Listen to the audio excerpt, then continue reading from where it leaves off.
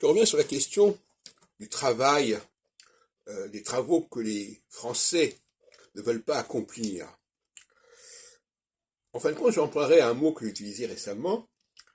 Ils veulent être dispensés d'un certain nombre de travaux pénibles, humiliants, sales, etc.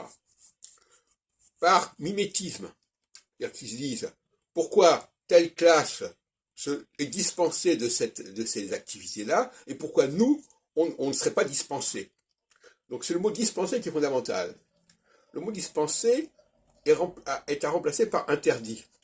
L'interdiction, c'est ce qui nous dispense de certains droits et certains devoirs. C'est ça qu'on oublie. L'interdiction, c'est pas seulement négatif.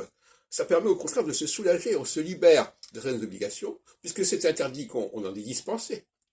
Et donc les Français se dispensent d'un certain nombre d'activités parce que d'autres en sont dispensés.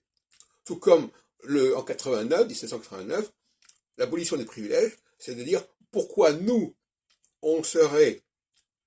pourquoi eux, ils sont dispensés de payer des impôts et pourquoi nous, on doit en payer.